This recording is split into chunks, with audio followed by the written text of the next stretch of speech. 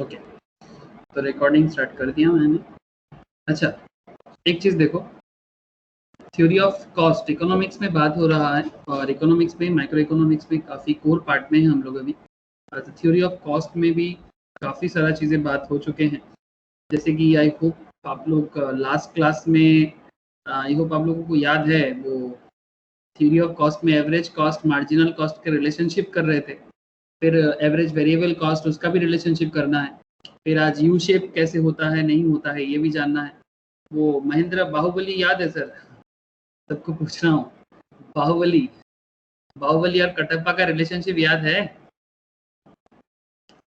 आखिर बाहुबली ने कटप्पा को, हाँ, आखिर कटप्पा ने बाहुबली को क्यों मारा? हाँ सर, मजा आया था कटप्पा बाहुबली। एग्जैक्टली। तो कटप्पा बाहुबली का जो कहानी था, तो चलो सर उसी कहानी को कंटिन्यू करेंगे, उसी कहानी को कंटिन्यू करेंगे। बस आज क्या होगा, बीच में ना भल्लाल देव आ जाएगा। आज बीच में भल्लाल देव आ जाएगा। याद है आप लोगों को भल्लाल देव कौन है?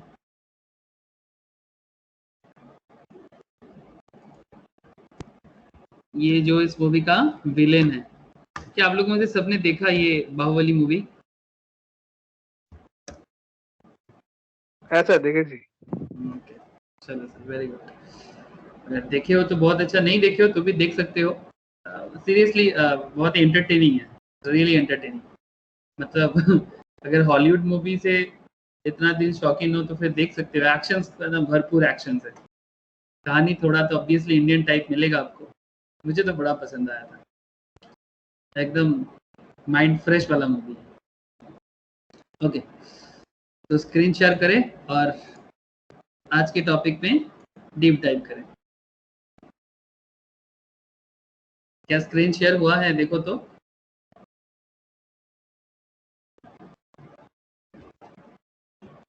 हाँ सर। ओके, तो आई थिंक देखो, ये चार्ट आप लोग खुद से बिल्डअप किए थे। मतलब इकोनॉमिक्स किताब में जो भी है, ऐसा नहीं कि किताब में अचानक से आ गया। You can really build it. I hope आपको याद है कि आप आउटपुट बना सकते हो। आप total fix cost, TVC, TC, average fix cost, average variable cost, average cost, marginal cost, you can build it. ठीक है, बस थोड़ा सा इसका लॉजिक के साथ जाओगे, एक बार फिर से गो थ्रू करोगे, तो आप इस तरह का average cost calculations, marginal cost calculations, average variable cost calculations, average fix cost calculations, total cost का कैलकुलेशंस आप कर सकते हो सर, बिकॉज ये टेबल फॉर्मेशन के टाइम पे। और अगर आपको थोड़ा रूल याद है कि एवरेज कॉस्ट का रूल क्या है, एवरेज फिक्स कॉस्ट का रूल क्या है, एवरेज टोटल कॉस्ट का रूल्स क्या है, मार्जिनल कॉस्ट का रूल्स क्या है, अगर आपको थोड़ा सा आप रिवाइज कर लोगे ना सर, अगर लास्ट क्लास भी अगर आपको याद है, ठीक है, तो एक बार जरूर कर लेना सर, बिकॉज ये यहाँ से क्वेश्चंस पूछते हैं सर। बिकॉज सीरियसली आप सिर्फ क्वेश्चंस पूछते इसलिए नहीं, क्वेश्चन तो पूछते ही हैं। सबसे बड़ा चीज कि आपको इकोनॉमिक्स के बारे में आपका जो आइडिया है बड़ा डेप्थ बढ़ जाएगा। और सबसे बड़ा चीज, रियल लाइफ में बहुत इसका यूज है।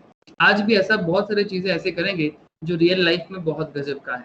अच्छा, अगर आपको याद है तो फिर मैं आपको एक चीज याद दिला दूं कि हमारे ये जो एग्जांपल्स था, मार्जिनल कॉस्ट और sorry marginal cost and average cost का जो एग्जांपल्स था, उसमें मार्जिनल कॉस्ट और एवरेज कॉस्ट में बाहुबली कौन था और कटप्पा कौन था?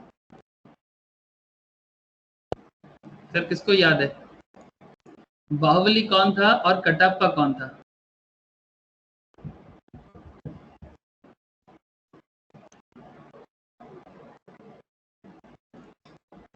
किसको याद नहीं है सर? बाहुबली तो कटप्पा तो सेनापति।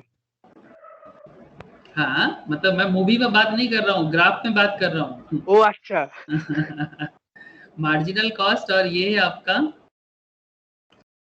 Average cost. ठीक है, मार्जिनल कॉस्ट और एवरेज कॉस्ट का जो कहानी चल रहा था, ये आपका क्या है, इसको आप एवरेज कॉस्ट कह लो। ठीक है, इसको आप एवरेज टोटल कॉस्ट कह लो, इसको आप एवरेज वेरिएबल कॉस्ट भी कह सकते हो। मतलब एसी, एटीसी, एवीसी, आप कुछ भी नाम से बुला सकते हो इसको। ठीक है, तो एवरेज अल्टीमेटली एवरेज कॉस्ट है। Average cost, average total cost, average variable cost, आप कोई भी नाम से इसको पुकार सकते हो। Short run average total cost, long run average total cost, आप बहुत सारे नाम से इसको बोल सकते हो। बट इसमें मार्जिनल कॉस्ट जो नीचे से कट रहा था वो कौन था सर? बाहुबली था या कटप्पा था? वो मेरा सवाल है। अगर लास्ट क्लास आपने किया है तो फिर आपको याद हो जाना चाहिए। और कटप्पा था मार्जिनल कॉस्ट। कटप्पा था marginal cost. Thank you Vishwajeet. Marginal cost था कटप्पा। सर मैं आपको मूवी का कहानी नहीं सुना रहा हूँ, बस आपको मैं इतना बोलना चाहता हूँ कि हम लोग ये इकोनॉमिक्स का जो मतलब so called boring, so called लोग कहते हैं बोरिंग, हमें तो किसी भी एंगल से बोरिंग नहीं लगता। बिकॉज मुझे ऐसा लगता है कि सर इंडिया में या दुनिया भर में जो कंपनीज बनते हैं, जो भी बिजनेस बनता है या फिर ऑर्गेनाइजेशन बनता है जहाँ जॉब क्रिएट होता है, एम्प्लॉयमेंट क्रिएट होता है, पूरा दुनिया का मतलब इतना इतना कुछ डिपेंड करता है ये सब छोटे छोटे इकोनॉमिकल फैक्टर्स पे। और अगर हम इसको एक सो कॉल्ड बोरिंग चीज समझ ले, अगर हम इसको मानते कि ये सो कॉल्ड बोरिंग है, तो फिर ये हमारा बोरिंगनेस है, because we are bored, that's why हमें इसके अंदर लाइफ नहीं मिलता है। बट आप चाहो तो आप इस पे भी जान डाल सकते हो। ये डिपेंड करता है। एक पेड़ नॉर्मल में अगर आप उसको चर्चा नहीं करोगे तो मर जाएगा। एक नॉर्मल सा प्लांट घर पे लगाते हो, आई होप आप लोग पेड़ पौधा पसंद करते हो, बहुत लोग करते हैं। एक प्लांट घर पे लगाओ, मर जाएगा, बस उसको अगर आप नर्चर करो तो उस पर लाइफ आ जाता है। इकोनॉमिक्स भी ना कुछ वैसा सब्जेक्ट है सर। इसमें अगर आप कुछ ना करो तो इसमें ना जान नहीं दिखता, ऐसा लगता है कि क्या है इसमें, कुछ ग्राफ कार्व और कुछ डेटा, दिमाग खराब करता है। लेकिन अगर सच में आप इसको ना इकोनॉमिकली अपने लाइफ के साथ, अपने बिजनेस के साथ, अपने चारों तरफ में जो बिजनेस डेवलप हो रहा है उसके साथ कनेक्ट करो ना, तो इसमें लाइफ आता है। तो सर वही मेरा रिक्वेस्ट है आप सबसे कि आप लोग हमेशा पढ़ाई करो और अपने आप को एक बिजनेसमैन की तरह समझो। Just feel that you are a businessman, तो फिर आपको बड़ा मजा आएगा। ओके, तो हमारे एग्जांपल्स पे मार्जिनल कॉस्ट है Baahubali, sorry Kattappa, I am sorry, क्योंकि अल्टीमेटली कटप्पा ही पीछे से बार करता है बाहुबली को। और ये रहा आपका एवरेज कॉस्ट, जो average cost, average total cost, average variable cost, अलग अलग नाम से जाने जाते हैं, जो है हमारा बाहुबली। ये है हमारा बाहुबली। आपको मैं इमेज भी दिखाया था, मैं फिर से एक बार दिखाता हूँ, बिकॉज कनेक्शन है सर। मैं आपको मूवी का कहानी नहीं सुना रहा हूँ, इट्स रियली कनेक्टेड। देखो सर ये इमेज देखना, क्या इस इमेज में आपको क्या दिख रहा है? कटप्पा है ये जो बूढ़ा है एक्चुअली इसका सेनापति था सर, मतलब इस प्रिंस का सेनापति था, मतलब इनके पूरा का पूरा सेना का जो आर्मी का जो लीडर थे ये इसको सम फैमिली ड्रामा है, जिसने मूवी को नहीं देखा वो देखना प्लीज। तो ये इसको मार देता है और यही मूवी का हीरो है एक्चुअल में, ठीक है। और ये रहा विलेन, कौन है ये सर? यही तो है विलेन मूवी का, जिसके कारण इसको मरना पड़ा और बाद में फिर से वापस आ गया, something so called supreme power लेके ही वापस आ गई, ये मरा नहीं था, ऐसा कुछ कहानी है। या फिर उसका बेटा कोई जन्म लिया था, ऐसा कुछ बात है। तो ये भल्लाल देव है सर, जो मूवी का विलेन है। आज हम लोग भल्लाल देव को पिक्चर में लाएंगे और किस तरह से न्यू एक इक्वेशंस बनाएंगे सर। ये देखो ये भल्लाल देव है, मूवी का विलेन है सर। तो ये देखो ये मार्जिनल एवरेज, मतलब ये मार्जिनल कॉस्ट है जो एवरेज कॉस्ट को हमेशा नीचे से ही काटता है, जो एवरेज कॉस्ट को हमेशा नीचे से काटता है। आप देख सकते हो यहाँ पर आराम से, ये देखो वेरी इजीली देख सकते हो आप, marginal cost, average cost, average cost को मार्जिनल कॉस्ट नीचे से काट रहा है। तो चलो सर ये तो हो गया था, ये हो गया था, बस आज नया बातें करना है। लेकिन सर कनेक्टेड था इसलिए मैं थोड़ा सा कनेक्ट करवाया आपको, बाकी तो लास्ट क्लास का ही पॉइंट था। ओके, तो चलो भल्लाल देव को बीच में लाते हैं। आज क्या बात करना है? Relationship between average total cost, average variable cost and marginal cost. आज तीनों जना आ जाएगा। मतलब मार्जिनल कॉस्ट तो सर हमारा था कटप्पा, मैं फिर से बता रहा हूँ आपको, एमसी इक्वल्स टू कौन है सर? कटप्पा। कभी ना भूलने का थ्योरी है सर, एमसी कटप्पा है। Average variable cost, average variable cost बीच में आ गया है और एवरेज टोटल कॉस्ट हमारा बाहुबली है, ठीक है। ये हमारा बाहुबली है और एवरेज वेरिएबल कॉस्ट कौन है सर? भल्लाल देव, भी फॉर भल्लाल देव, ये भल्लाल देव है। सर ऐसा क्यों कह रहे हो आप जबरदस्ती? सर जबरदस्ती नहीं है, ये बीच में आता है ना, ये बीच में आता है। बाद में सेकंड मूवी के सेकंड पार्ट में ऐसा होता है कि बीच में भल्लाल देव आ जाते हैं। जो लोग मूवी देखा है वो बड़ा कनेक्ट कर सकता है। ओके, तो इस पे रिलेशनशिप को थोड़ा इकोनॉमिकली देख लेते हैं। Average total cost equals to क्या कहता है? एटीसी इक्वल्स टू, हम लोग पहले भी पढ़े हैं sir, ATC equals to ABC plus AFC, average variable cost plus average fix cost. मतलब बिजनेस में जो भी वेरिएबल कॉस्ट रहेगा और जो भी फिक्स कॉस्ट रहेगा उसको अगर टोटल करोगे तो आपको ATC मिलेगा, but ATC not equals to average, but average total cost जो है ना सर, ये एवरेज वेरिएबल कॉस्ट को इक्वल नहीं करता। मैं आपको बताता हूँ सर, थोड़ा वेट कीजिएगा, थोड़ा कॉम्प्लेक्स है, थोड़ा पेशेंस के साथ रहिए। So ABC curve can never touch to ATC curve. Average variable cost curve कभी भी एवरेज टोटल कॉस्ट कर्व को छू नहीं सकता। एवरेज वेरिएबल कॉस्ट कर्व कभी भी एवरेज टोटल कॉस्ट को छू नहीं सकता, because ATC not equals to ABC। अब मैं आपको बताता हूँ कि जो टोटल है और जो एवरेज है, एवरेज वेरिएबल मतलब ये एवरेज मतलब एवरेज करके वेरिएबल जो खर्चा है। सर आप लोगों को बता दूं कि वेरिएबल कॉस्ट क्या होता है, कोई बताओ कि वेरिएबल कॉस्ट क्या होता है इन सिंपल टर्म्स में? What is variable cost? Anyone please बताओ, what is variable cost in simple term? जो भी आपको समझ में आया है बताओ प्लीज। वेरिएबल कॉस्ट क्या होता है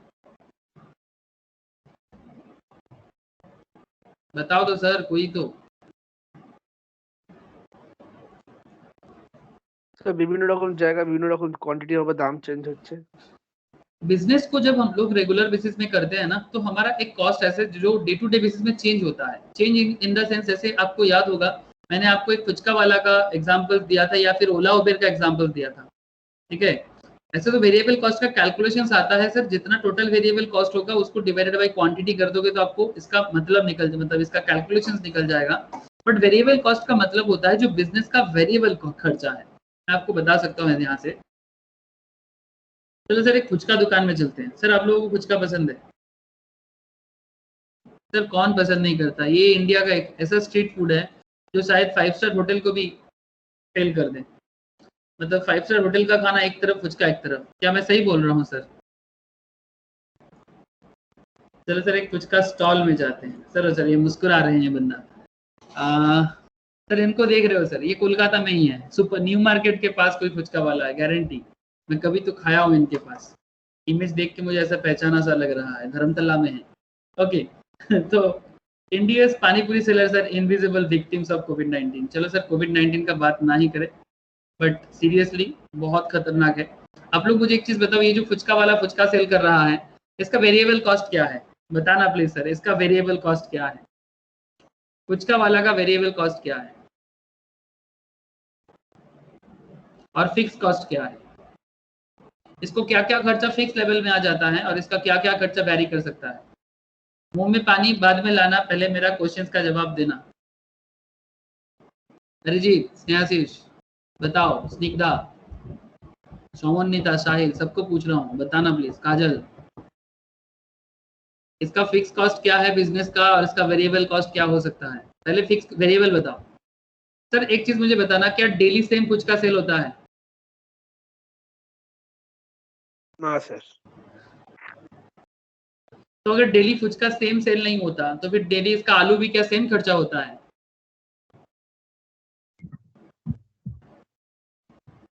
ये जो आलू दिख रहे सर, आलू, ये आलू भी तो डेली सेम खर्चा नहीं होगा। तो जो खर्चा डेली इक्वल नहीं है वो वैरी करता है, बिकॉज जैसे अभी फेस्टिव सीजन है, थोड़ा ज्यादा होगा, कोविड के कारण पहले से खराब हालत है सबका। तो एक तो रीजन है कि फेस्टिव में थोड़ा बढ़ता है, बट नॉर्मल सिचुएशन से थोड़ा अभी थोड़ा ज्यादा अच्छा जा रहा है, बिकॉज मार्केट ओपन है, बिकॉज कितना दिन और बंद करके रखेंगे, लेकिन फिर भी लोग बाहर कम निकल रहे हैं, बहुत ही कम बाहर निकलते हैं लोग अभी। तो इसके हिसाब से अगर देखा जाए तो क्या डेली फुचका सेम सेल नहीं होता है, फेस्टिव में थोड़ा ज्यादा, नॉर्मल डे में नॉर्मल। तो जो खर्चा जैसे कि इमली पानी का खर्चा, आलू का खर्चा, फुचका जो ये तल के लाया है सर, सूजी और मैदा से बनता है, मुझे जितना पता है, तो ये चीज का जो खर्चा है इनका, ये वैरी करता है। पर फिक्स कॉस्ट क्या है? सर यहाँ पर जो ठेला लगा है ना सर, इसका रेंट है सर, ऐसे ही कोई बैठने नहीं देता है, इसका रेंट देना पड़ता है। इस पर्टिकुलर जो चौराहे का, जिस रास्ते के चौराहे पे बैठा है ना, इसके लिए इसको रेंट देना पड़ता है। रात के टाइम पे जब फुचका सेल करता है ना, तो किसी दुकानदार से ये इलेक्ट्रिसिटी का लाइन लिया है, तो उसको इलेक्ट्रिक का पेमेंट एक मंथली करना पड़ता है। इनका तो कोई ऐसा मतलब कंजम्पशन पे नहीं होता, एक fixed amount of electricity normally देना पड़ता है कि हाँ भाई मंथली का 500 दे देना, फेस्टिव में थोड़ा ज्यादा दे देना, ठीक है, इस तरह का इलेक्ट्रिसिटी का कॉन्सेप्ट होता है जब ये रात को कहीं पर बैठते हैं, ठीक है। तो और पार्टी का लोग जो होते हैं ना उनको हफ्ता वीकलीज भी देना पड़ता है, तभी वो बैठने देते हैं, बिकॉज इस तरह का फुटपाथ पे तो आप बैठ नहीं सकते। तो आप बात समझ रहे हो ना। तो जो खर्चा इनको बिजनेस या फिर जो ठेला है इनका जो ठेला है सर, आप ठेला समझते हो ना, मतलब जिस गाड़ी को लेके ये इंडिया में फुचका को सेल करता है, ये देखो इनका ना एक ठेला होता है, या फिर अगर दुकान है थोड़ा बड़ा दुकान है तो फिर ये देखो ये एक ठेला है, ये एक स्टॉल है, इसका एक सेटअप कॉस्ट है। तो सेटअप कॉस्ट भी तो फिक्स्ड होता है ना सर, जो हर दिन चेंज नहीं होता। क्या आप लोग मेरा बात को कनेक्ट कर पा रहे हो sir? Please tell me, connect हो रहा है पॉइंट? ओके। तो इसका फिक्स कॉस्ट और वेरिएबल कॉस्ट अगर एक लेमैन की भाषा में मैं आपको एक सिंपल फुचका स्टॉल वाले का बोला, आप कोई भी बिजनेस के साथ ऐसे कनेक्शन करवा सकते हो। यू कैन मतलब connect with any kind of business कि उनका वेरिएबल कॉस्ट क्या है, उनका फिक्स कॉस्ट क्या है। तो यहाँ पर चलो सर मुंह में पानी मत लाओ, ठीक है, मुझे समझ में आ रहा है कि आपको बहुत ज्यादा फुचका खाने को मन कर रहा है, बट अभी हम लोग फुचका नहीं सर इकोनॉमिक्स खाएंगे। सर इकोनॉमिक्स खाने का मन ही नहीं करता, लेकिन सर खाना पड़ेगा। जिंदगी में क्या चीज अच्छा लगता है जानते हो? जिंदगी में अच्छा वो चीज लगता है जो अच्छा नहीं लगना चाहिए, और जिंदगी में वो चीज मतलब बुरा लगता है जो अच्छा लगना चाहिए। आई डोंट थिंक कि आपको समझ में आया मेरा बात, बट इस बात में बहुत गहराई था। ओके, तो variable cost and fix cost. तो अगर आप वेरिएबल और फिक्स कॉस्ट का डिफरेंस अभी समझ में आया आपको, तो यहाँ पर आपको मैं इतना बताना चाहूंगा कि ATC equals to ABC plus AFC। ATC average total cost equals to average variable cost plus average fix cost. But average total cost कभी भी एवरेज वेरिएबल कॉस्ट का इक्वल नहीं होता है, इसलिए क्या कहा है, not equals to. That's why यहाँ पर एक चीज बोला है sir, not equals to, equals देके काट दिया। सो एवरेज वेरिएबल कॉस्ट का can never touch to ATC का। ये कभी भी कितना भी कोशिश कर ले, ये कभी भी इसको छू नहीं सकता। अगेन बाहुबली का कॉन्सेप्ट आता है सर। अगर अगेन मैं आपको बोलूंगा बाहुबली मूवी अगर आप लोगों ने नहीं देखा प्लीज देखना, बहुत समझदार का बात है सर, कि वहां पर ये जो भल्लाल देव है वो बहुत कोशिश किया सर, वो बहुत कोशिश किया, तो क्या वो बाहुबली को हरा पाया? भल्लाल देव जो विलेन था,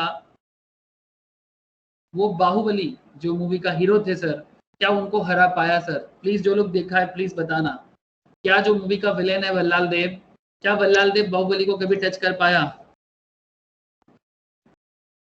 यस और नो? नो। एग्जैक्टली वही चीज यहाँ पर भी हुआ है, ठीक है, कि average variable cost can never touch to ATC का, ठीक है। तो आप मूवी वाइज भी देख लो और यहाँ पर हमारा वेरिएबल और टोटल के हिसाब से भी देख लो। तो एवरेज टोटल कॉस्ट और एवरेज वेरिएबल कॉस्ट कभी एक दूसरे का इक्वल नहीं हो सकता। और MC cuts to ATC, marginal cost हमेशा ये पहले बाहुबली को मारता है और बाद में भल्लाल को भी मारता है। भल्लाल को एक्चुअली हेल्प करता है मारने के लिए, मूवी देखना प्लीज। मार्जिनल कॉस्ट मतलब बेसिकली पहले ये बाहुबली को मारा था, फिर बाहुबली बाद में रिटर्न आया। यहाँ पर थोड़ा हमारा कहानी थोड़ा अलग है, ठीक है। तो मार्जिनल कॉस्ट मतलब ये कटप्पा जो है हमारा, जो मूवी में एक मिक्स रोल प्ले किया है, एक मिक्स्ड रोल प्ले किया है इसने। कभी ये बहुत ही मतलब ये सिंहासन के प्रति बहुत ज्यादा कनेक्टेड है, तो उसको पहले बोला गया था कि बाहुबली को मारो, तो मारा था, पर बाद में उनको लगा कि नहीं बाहुबली को जिताना चाहिए, तो भल्लाल को भी मारने का पूरा प्रयास किया और अल्टीमेटली ये दोनों को मारा। इसलिए देखो कटप्पा जो है वो अपना मार्जिनल कॉस्ट है, वो नीचे से दोनों को मारा है यहाँ पर। सर बताना सर, मूवी में हमारा मूवी जो थोड़ा है मार्जिनल कॉस्ट ATC और ABC का जो रिलेशनशिप है वो थोड़ा ट्विस्टेड है सर, थोड़ा सा ट्विस्ट है, एकदम एग्जैक्ट नहीं है, but please tell me connect हुआ कि नहीं, प्लीज बताइएगा। ये देखो ये है भल्लाल, ये है कटप्पा, ठीक है। ये भल्लाल के साथ आप देख सकते हो बाहुबली का लड़ाई चल रहा है।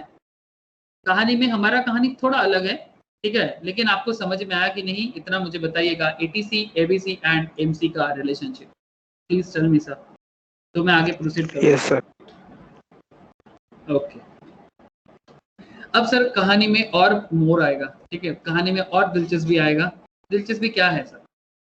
आप लोग एक चीज पढ़े थे सर स्टार्टिंग में, मतलब लास्ट क्लास में, why are ABC ATC and MC curves U shaped.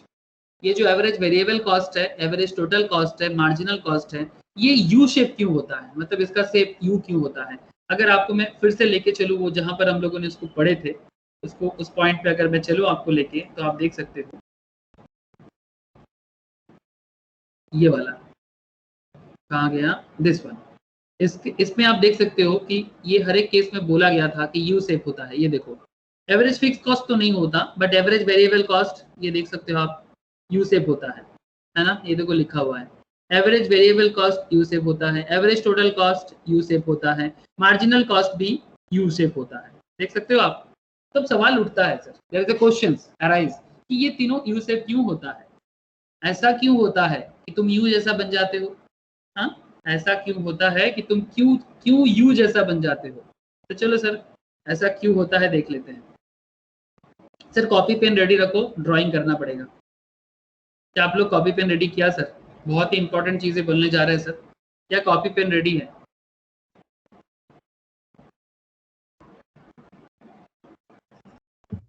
Yes sir. Okay चलो सर कॉपी पेन लेके रेडी रहो और बताओ why are ABC, ATC and MC curves used at production and cost functions? It is due to law of variable proportions. It is due to law of variable proportion. Law of variable proportions का मतलब आप लोग कहाँ पढ़े थे sir? Productions में पढ़े थे सर। प्रोडक्शंस आप सभी ने प्रोडक्शन का क्लास किया था, मुझे याद है। तो प्रोडक्शंस में ये पॉइंट में बात हुआ था कि प्रोडक्शन थ्योरी में लॉ ऑफ वेरिएबल प्रोपोर्शंस के कारण, जैसे ये आप देख सकते हो, ये जो ग्राफ यहाँ पर आपको दिख रहा है कि average marginal cost, marginal productions, this is MP curve, marginal productions, इसमें ये जो यू शेप होने के पीछे ना इसका बहुत बड़ा हाथ है, यहाँ पर इसका बहुत बड़ा हाथ है, ये मार्जिनल प्रोडक्शंस का बहुत बड़ा हाथ है, एवरेज प्रोडक्शंस का भी बहुत बड़ा हाथ है और टोटल प्रोडक्शंस का भी बहुत बड़ा हाथ है। इसके कारण से क्या होता है, ये एबीसी, एटीसी और मार्जिनल कॉस्ट, ये जो तीनों ग्राफ है ये तीनों यू शेप होता है। ये जो एक देखो ना, एक आधा यू जैसा, मार्जिनल कॉस्ट, एटीसी, एबीसी। चलो इसे ड्राइंग करते हुए समझते हैं, ऐसे समझ में नहीं आएगा, ऐसे समझ में नहीं आएगा, ड्राइंग करते हुए चलते हैं। पेशेंस के साथ रहिएगा, बहुत बहुत कॉम्प्लेक्स कुछ पैटर्न्स है आज, देखने में कॉम्प्लेक्स लगता है बट समझो तो बहुत आसान है।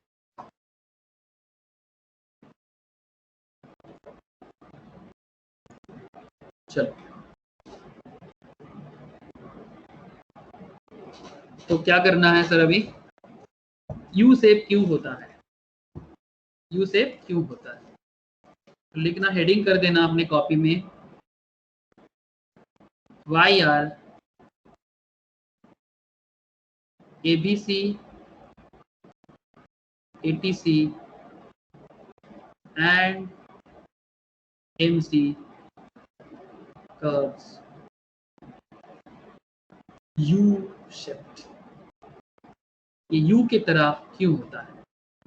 प्रोडक्शन एंड कॉस्ट का, प्रोडक्शन एंड मतलब बिजनेस करोगे तो प्रोडक्शन करना पड़ेगा, उसके साथ कॉस्ट का, फंक्शंस का एक रिलेशन है सर, बड़ा उम्दा रिलेशन है, मतलब बहुत ही जबरदस्त रिलेशन है। Why are ABC, ATC, MC का व्यू से इसके पीछे प्रोडक्शन के साथ कॉस्ट का एक बहुत ही अच्छा रिलेशनशिप यहाँ पर आपको समझ में आएगा। तो मैं इसको ग्राफिकली बताऊंगा आपको, तो चलो सर आप मेरे साथ साथ ग्राफ को ड्रा करना, बोलता हूँ ऐसे ऐसे करो, फिर आप देखना बाद में कनेक्टेड हो जाओगे। थोड़ा स्लो बताऊंगा, जल्दी नहीं एकदम, थोड़ा सा स्लो, नॉट वेरी मच। एक एक्स एक्सिस, एक वाई एक्सिस, एक साथ दो ग्राफ ड्रॉ करो, एक ऊपर करना और उसी के ठीक नीचे और एक तो कर देना।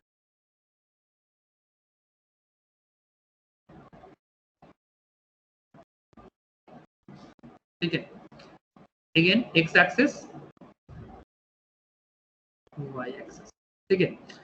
अच्छा इधर क्या करना है आपको, ये जो नीचे वाला लाइन आपने खींचा, इसमें आप क्या दिखा रहे हो, बेसिकली आउटपुट बता रहे हो, आउटपुट, और यहां पर आप लिख दो क्वांटिटी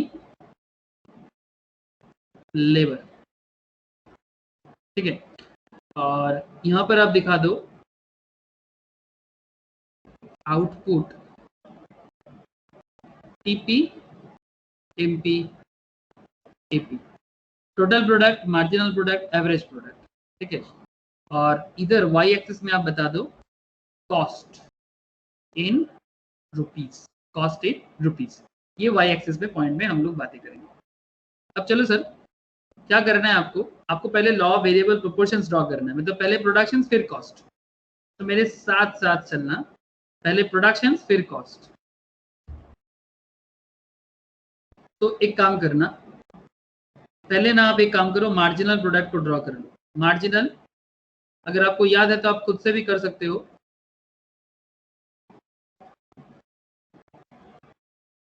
ये मार्जिनल प्रोडक्शंस है।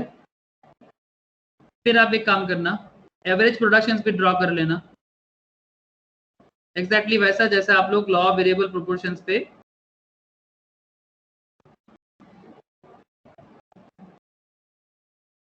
थोड़ा गलत हो गया सर।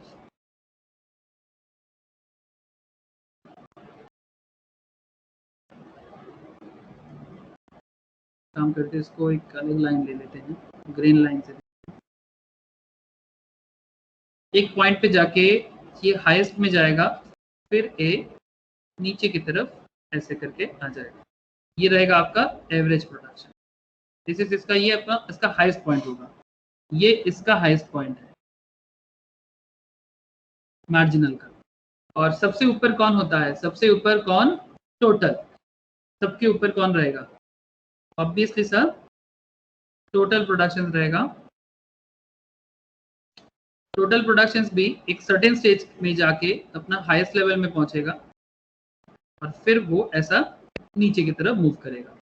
ये हो जाएगा आपका टीपी। ये तो आप लोग पहले प्रोडक्शन चैप्टर में भी देखे होंगे। तो इसी के साथ कनेक्टेड करके आपको कुछ पॉइंट्स को अभी से कर लेना चाहिए। जैसे एक लाइन आप ऐसे बना लो जो आपका मार्जिनल प्रोडक्शंस के साथ कनेक्ट करके जस्ट एकदम नीचे की तरफ लाना। अंडरस्टैंडिंग करोगे ना, पूरा क्लियर हो जाएगा, अभी एकदम घबराने का नहीं। एक लाइन इधर से पूरा नीचे की तरफ लाना और फिर एक लाइन इसके साथ कनेक्ट करके, ये वाला पॉइंट के साथ कनेक्ट करके टोटल से उठाना। टोटल के साथ पहले करो और इसको कनेक्ट करना, ठीक है? तो कुछ इस तरह से करो।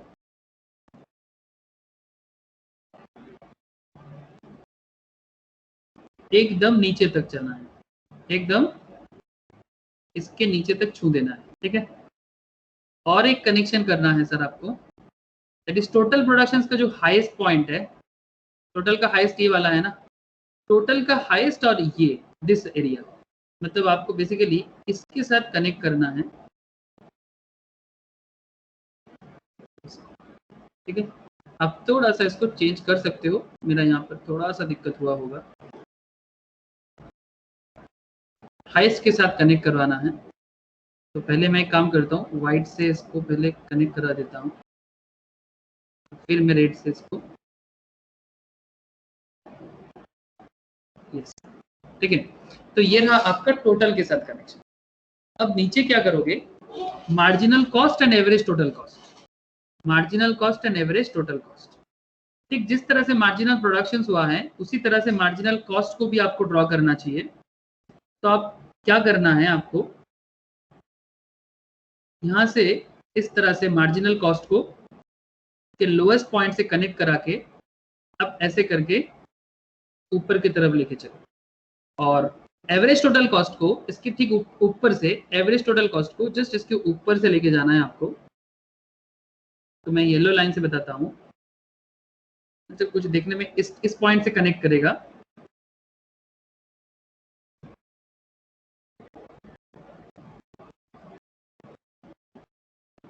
इस तरह से, ठीक है? ये रहा आपका एटीसी और इस पॉइंट पे ये दोनों कनेक्ट करेगा, ठीक है? ये रहा आपका एटीसी। तो देखने में थोड़ा सा ये जो एरिया है मेरा,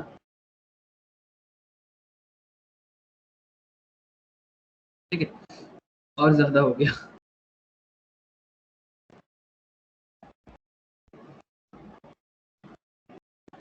ठीक है? एटीसी, ठीक है, आप समझ गए, इतना काफी है सर। ये यू जैसा बनाना सर, ये कुछ ऐसा करके बना देना। तो पहले पूरा मुझे कर,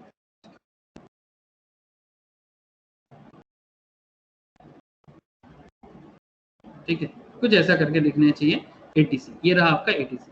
तो अगर आप ग्राफ को एकदम अच्छे से देखोगे तो कुछ ऐसा देखने में रहेगा। चलो दिख रहा है सर, बताना प्लीज।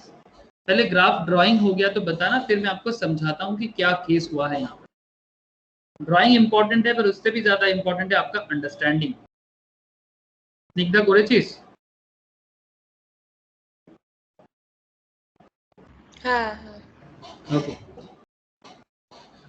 तो देख सबको ही किया है ना, साहिल, सामान्यता, सबको पूछ रहा हूँ, निकिता, नम्रता। यस ओके, तो सर यहाँ पर एक काम करो, इस पर्टिकुलर पॉइंट को नाम दे दो स्टेज 1, इसका नामकरण करो स्टेज 1, इसका नामकरण करो स्टेज 2, और इसका नामकरण करो स्टेज 3। ठीक है, अच्छा, और क्या करना चाहिए आपको? ज़्यादा कुछ करने वाला है नहीं, कुछ पॉइंट्स को, कुछ पॉइंट पे नाम दे दो। जैसे इसका नाम दे दो सर जी, इसका नाम दे दो आई। ठीक है, और ये जो इक्विलिब्रियम पॉइंट यहाँ पर हुआ है, इसका नाम दे दो ई, ई। ठीक है, और यहाँ पर भी इक्विलिब्रियम हुआ है तो इसका भी नाम दे दो ई। बस जो पॉइंट्स में कुछ स्पेशल बातें हैं उसको कुछ नाम दे दिया जाए, बस। अब आपको समझना है क्या हुआ है। देखो सर, आप लोग मेरे साथ साथ समझने का कोशिश करना कि हर एक बिजनेस का, एवरी बिजनेस को ये फेज से गुजरना पड़ता है। What ever be the business, चाहे फुचका वाला का बिजनेस हो, चाहे एक बाहुबली का बिजनेस का जो प्रोड्यूसर से वो हो, चाहे रिलायंस का बिजनेस हो, सभी के बिजनेस पे ये स्टेज गुजरना पड़ेगा sir. Every business have to face this kind of situations. अब सिचुएशंस क्या है? बिजनेस में पहले एवरेज प्रोडक्शन धीरे धीरे बढ़ता जाएगा, फिर प्रोडक्शन धीरे धीरे नीचे की तरफ जाएगा, फिर मार्जिनल प्रोडक्शन अपने हाईएस्ट में जाएगा और फिर नीचे आएगा, और इसी के साथ साथ टोटल प्रोडक्शन एक सर्टेन स्टेज तक अपना हाईएस्ट मतलब जाएगा। फिर एक सर्टेन स्टेज के बाद इसमें थोड़ा स्लोनेस आएगा और फिर धीरे धीरे ये टोटल प्रोडक्शन गिरने लगेगा। ये चीज तो आप लोग पहले भी पढ़े हो ना सर, मतलब प्रोडक्शन चैप्टर में। तो सर बात करने का मतलब यही है कि आप एक चीज ख्याल करना, इधर जस्ट एक चीज ध्यान से देखो। Stage 1, please look at this situations.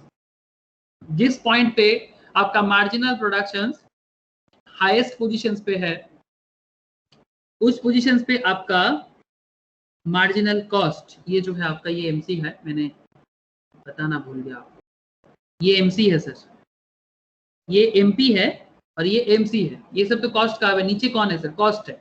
तो जिस पॉइंट पे आपका मार्जिनल प्रोडक्शन हाईएस्ट में है, ठीक उसी पॉइंट पे, एग्जैक्टली उसी पॉइंट पे आपका मार्जिनल कॉस्ट एकदम अपना लोएस्ट पोजीशन पे है। सर प्लीज कनेक्ट करना, मतलब आपका बिजनेस में आपका प्रोडक्शन लेवल तभी हाईएस्ट लेवल पे पहुंच सकता है ठीक जिस पॉइंट पे आपका कॉस्ट लेवल सबसे लोएस्ट पे रहेगा, marginal cost. Please tell me, marginal production, marginal cost का ये सिनारियो क्लियर हो रहा है कि नहीं हो रहा है? मार्जिनल प्रोडक्शन का हाईएस्ट लेवल, इसका हाईएस्ट लेवल तभी हो सकता है प्रोडक्शन का। बिजनेस में कौन सा चीज ज्यादा इंपॉर्टेंट है? Please tell me. प्रोडक्शन करोगे तभी ना मार्केट में सेल कर पाओगे सर। हेलो, कोई भी फैक्ट्री ओपन कर लो, जैसे कि मैं आपको एक फैक्ट्री लेके चलता हूँ, टाटा स्टील। चलो टाटा स्टील,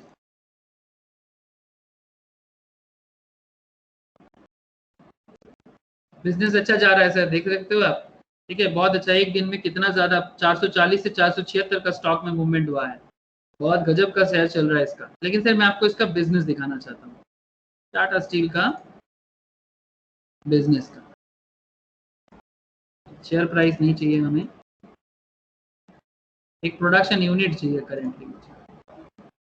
ये देखो टाटा स्टील सर, ये स्टील प्रोडक्शन होके बहुत वेरियस काइंड्स ऑफ काम में यूज होता है। टाटा स्टील बहुत ही बड़ा स्टील कंपनी है सर। मैं आपको बस एक चीज पूछना चाहूंगा, यहाँ पर जो टाटा स्टील अपना प्रोडक्शन कर रहा है, बस इतना मुझे बताओ, ये जो प्रोडक्शन यहाँ पर चल रहा है, ये प्रोडक्शन जितना सस्ते में अच्छा करेगा वही अच्छा होगा ना। मतलब कॉस्ट कम, मतलब जितना लो कॉस्ट होगा, लो कॉस्ट लेकिन हाई प्रोडक्शन। हर एक बिजनेस का यही तो मतलब मेन ऑब्जेक्टिव रहता है। क्या आप लोग मेरा बात समझ पा रहे हो सर? प्लीज बताइएगा तो मैं मूव कर पाऊंगा। है सर, है ना, मतलब जितना कॉस्ट लो होगा उसके बेसिस पे डिपेंड करता है कि आपका प्रोडक्शन कितना हाईएस्ट लेवल में जा रहा है। तो ठीक जिस पर्टिकुलर पोजीशन पे बिजनेस, जिस पर्टिकुलर, सपोज मानो आप टाटा स्टील का फाइनेंशियल मैनेजर हो, मतलब चीफ इकोनॉमिस्ट हो, आप टाटा स्टील को इकोनॉमी में बता रहे हो कि भाई जिस पॉइंट पे हमारा जिस पॉइंट पे हमारा मार्जिनल कॉस्ट लो होगा उस पॉइंट पे हमारा मार्जिनल प्रोडक्शन का हाईएस्ट लेवल दिखना चाहिए। एग्जैक्टली ठीक उसी पॉइंट पे ध्यान रखते हुए उसके बाद जब मार्जिनल प्रोडक्शन नीचे की तरफ गिरता है, इसके बाद देखो मार्जिनल कॉस्ट भी ऊपर की तरफ खींचता है सर। मतलब धीरे धीरे प्रोडक्शन कम कम कब हो रहा है, जब आपका कॉस्ट बढ़ रहा है, आपका कॉस्ट इंक्रीज कर रहा है। आप देख सकते हो यहाँ पर क्या ये कॉस्ट इंक्रीज कर रहा है ना सर, कॉस्ट इन रुपीज, ये कॉस्ट का इंक्रीमेंट समझ में आ रहा है और कॉस्ट इंक्रीज कर रहा है। दैट्स व्हाई आपका प्रोडक्शन पे क्या हो रहा है सर, प्रोडक्शन नीचे आ रहा है।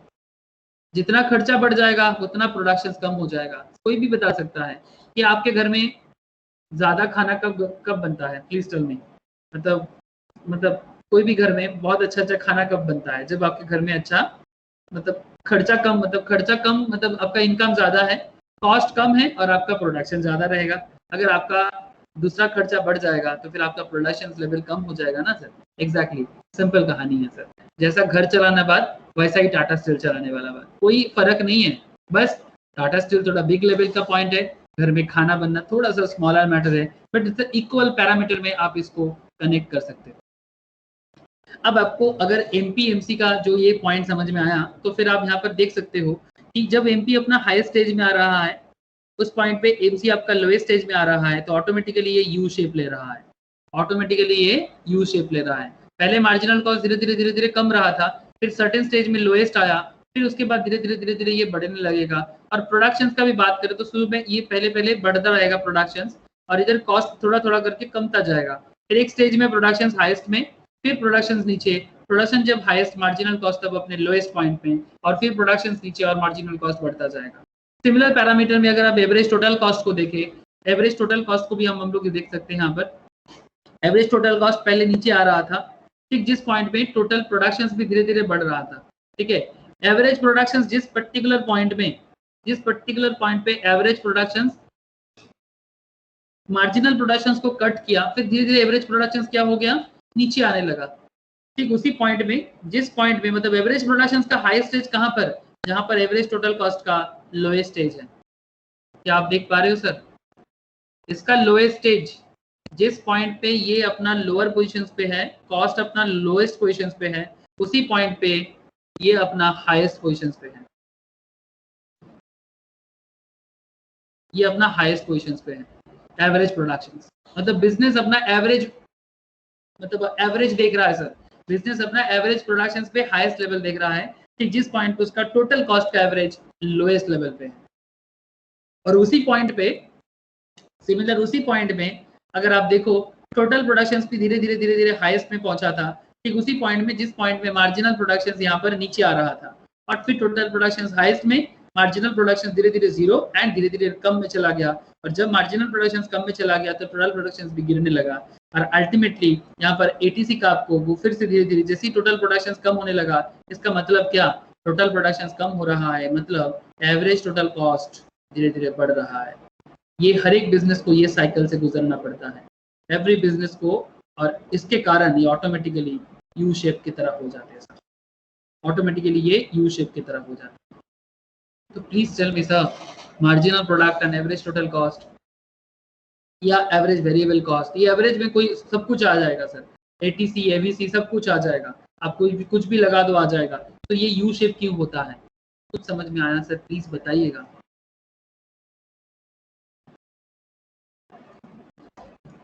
यहाँ पर आप स्टडी मैट में भी सिमिलर पॉइंट ऑफ व्यू में यहाँ पर देख सकते हो। बताओ सर, सबको क्लियर हुआ है कि ये क्यों यू शेप होता है? देखो sir, marginal cost U shape, total cost U shape, total production का कॉन्सेप्ट, मार्जिनल प्रोडक्शन का कॉन्सेप्ट एंड एवरेज प्रोडक्शन का कॉन्सेप्ट। अरिजीत, स्नेहाशीष, सबको पूछ रहा हूँ, क्लियर है? निग्धा, काजल, क्लियर है? Yes sir. मूव कर सकता हूँ सर? तो क्यों यू शेप होता है, गजब का पॉइंट है सर, गजब का पॉइंट। तो आप यहाँ पर इसका अगर ड्राइंग का जो क्यों है, किस लिए है, सब कुछ लिखा हुआ है, एक बार गो थ्रू करोगे, सबके पास मैट तो है, आप एक बार देख लेना, नोट्स तो है सबके पास, एक बार जस्ट पेज में जाके गो थ्रू कर लेना, ड्राइंग करते हुए गो थ्रू करना सर, ये मेरा आपको रिक्वेस्ट है। इसलिए बहुत इजीली कह रहे it is law due to law of variable proportions. Law of variable proportions मतलब diminishing return states that as the units of variable factor is increased, MP first rises then falls. When MP rises, MC falls, and when MP falls, MC rises. It is the behavior of MC which determines the behavior of AC. Please इसको याद रखिएगा. It is the behavior of marginal cost which determines the behavior of average cost. मतलब marginal cost का behaviour कैसा होता है इस पे डिपेंड करता है कि मार्जिनल कॉस्ट कैसे बिहेव करेगा. It is the behaviour of marginal cost which determines the behaviour of average cost. ठीक है sir. Okay. In the above figure हम लोग ये भी देखे हैं सर कि in the above figure when MP is maximum, जब मार्जिनल प्रोडक्शन अपने मैक्सिमम में जा रहा है, then MC is minimum, and when AP is maximum then AC is minimum. Under second stage MC and AC both rises. जब business का second stage पे अगर आप देखें, this is the second stage of business. Please look at here. First stage में क्या हुआ? First stage में क्या हुआ? दोनों मार्जिनल प्रोडक्शंस एंड दोनों मार्जिनल एवरेज प्रोडक्शंस सब कुछ मूवमेंट में था, एंड उसी पॉइंट में कॉस्ट भी कम हो रहा था. फिर कॉस्ट अपने हाईएस्ट लोएस्ट लेवल में पहुंचा. फिर सेकेंड स्टेज जब चालू हुआ, फिर मार्जिनल प्रोडक्शंस एवरेज प्रोडक्शंस दोनों गिरने लगा और मार्जिनल कॉस्ट एवरेज कॉस्ट दोनों बढ़ने लगा. यह सेकेंड स्टेज. और थर्ड स्टेज में जाके अल्टीमेटली जब बहुत ज्यादा कॉस्ट आपका बढ़ने लगेगा तो आपका प्रोडक्शन लेवल भी गिरने लगेगा. और ये स्टेज से हर एक बिजनेस को ये फेज से जाना पड़ता है. लेकिन कब कितना देर से होगा वो डिपेंड करता है बिजनेस टू बिजनेस. लेकिन अल्टीमेटली कॉस्ट का ये जो स्ट्रक्चर है इस पे जाना पड़ेगा. एक बार प्लीज घर में गो थ्रू कीजिएगा, नहीं तो सर बाद में भूल जाओगे. मैं बता रहा हूँ सर थोड़ा कॉम्प्लेक्स है. आप लोग अगर घर में रिवाइज नहीं करोगे भूल जाओगे. ड्राइंग करते हुए करना, बिकॉज यही क्वेश्चन है, यही आंसर है. मैं क्वेश्चन आंसर फॉर्मेट में ही आपको करा रहा हूँ. Long run average cost curve. What is long run average cost curve? इसको एनवेलप कर्व भी कहते हैं, प्लानिंग कर्व भी कहते हैं. अब ऐसा भी सवाल करते हैं कि why long run average cost curve is called envelope curve. ऐसा क्वेश्चंस भी होता है कि long run average cost curve को एनवेलप कर्व क्यों बोलते हैं या फिर इसको प्लानिंग कर्व क्यों बोला जाता है. मैं आपको लेके चलता हूँ एक पॉइंट पे. चलो सर उससे पहले कुछ एजम्पशंस आपको देखना पड़ेगा. The long run cost curve depicts, please ध्यान से पढ़िएगा. The long run cost curve depicts the functional relationship between output and the long run cost of productions. In the long run, all inputs are variable. Sir ये चीज आप लोग जानते हो ना. लॉन्ग रन में ऑल इनपुट्स वेरी करता है. सर बताओगे इनपुट्स क्या होता है? इनपुट क्या है सर बताओगे कोई?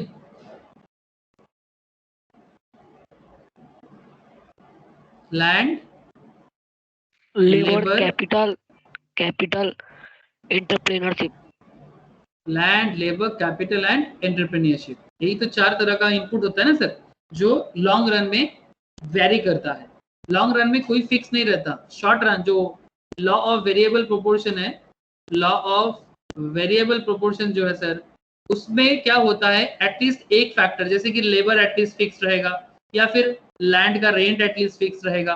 बट लॉन्ग रन में कुछ भी फिक्स नहीं होता, सारा का सारा चीजें वेरी करता है. इसलिए बोल रहा है in the long run all inputs are variable because cost that are fixed in the short run, जो शॉर्ट रन में फिक्स था वो भी लॉन्ग रन में चेंज हो जाएगा. क्या सर घर का भाड़ा, अगर आप एक घर को लेके बिजनेस करते हो, एक बिल्डिंग में आप बिजनेस करते हो अपना, क्या आज अगर आप उसको घर को रेंट पे लेते हो क्या सर वो जिंदगी भर आपका रेंट वही रहेगा?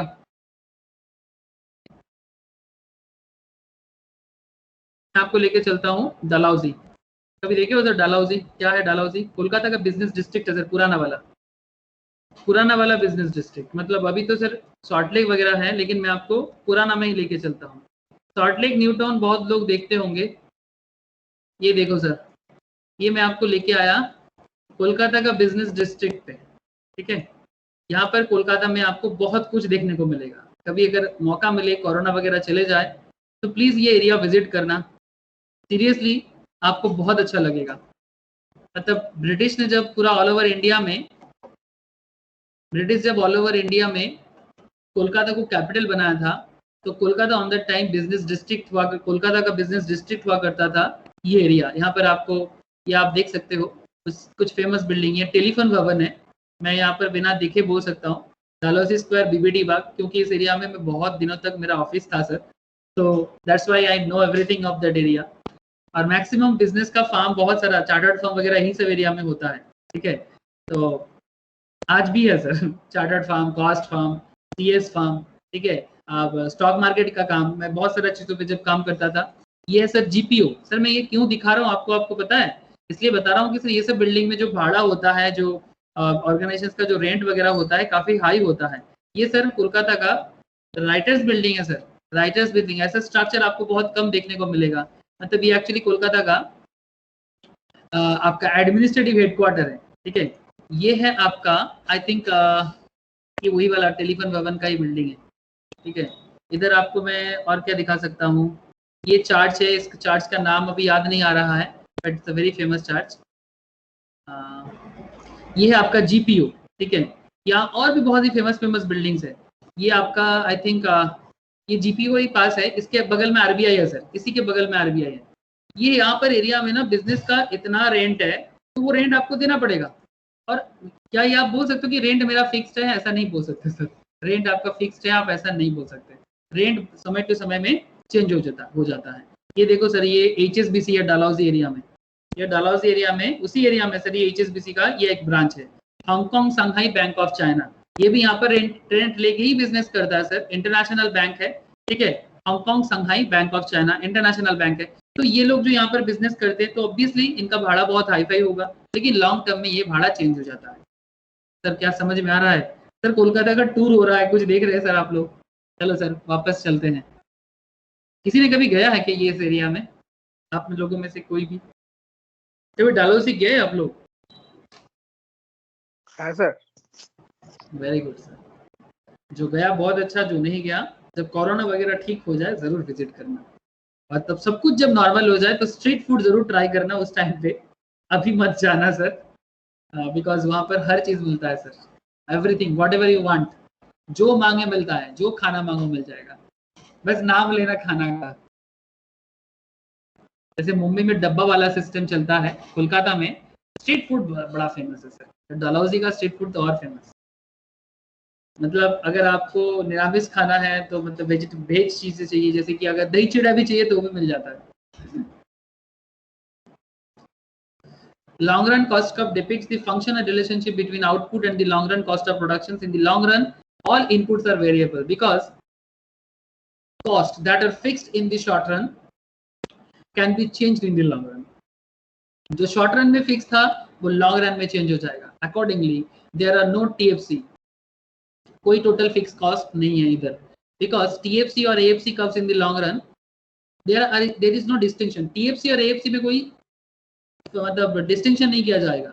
जो टोटल फिक्स कॉस्ट है वो एवरेज फिक्स कॉस्ट भी हो जाता है। लॉन्ग रन है ना सर, लंबा 5 साल 10 साल 15 साल 15 20 30 ईयर्स तक बिजनेस चलता रहता है। टोटल कॉस्ट एंड TVC को हम लोग क्या करेंगे, total cost and total variable cost को एक सिंपल टर्म यूज करेंगे, सिर्फ टोटल कॉस्ट पे बात करेंगे। Similarly there is no distinction, no distinction between ATC and ABC। Average total cost and average variable cost को भी हम लोग LAC के नाम से जानेंगे, long run average cost. Long run average cost. Sir ये ग्राफ आपको दिख रहा होगा, लेकिन ग्राफ देख के डरने का बात नहीं है सर, बड़ा इंटरेस्टिंग है। क्या सबको ग्राफ दिख रहा है सर? सबको ये दोनों ग्राफ दिख रहा है सर? Yes sir. ठीक है, ये दोनों ग्राफ बड़ा इंटरेस्टिंग है। आप लोग ड्रॉ करते हुए इसको सीखो, मजा आ जाएगा। चलो सर, ड्रॉ करते हुए सीखना है। कॉपी पेन रेडी करो और चलो चालू हो जाए। तो यहाँ पर पहले शॉर्ट रन एवरेज कॉस्ट को ड्रॉ करेंगे। शॉर्ट रन एवरेज कॉस्ट का very very important, and long run average cost का। SSC एंड LSC, पहले SSC को देखेंगे फिर LSC को देखेंगे, उसके बाद एनालिसिस करेंगे। पहले ड्राइंग फिर analysis. Okay, so wait and watch, और करते चलना मेरे साथ साथ, हाथ पेन चलना चाहिए। ओके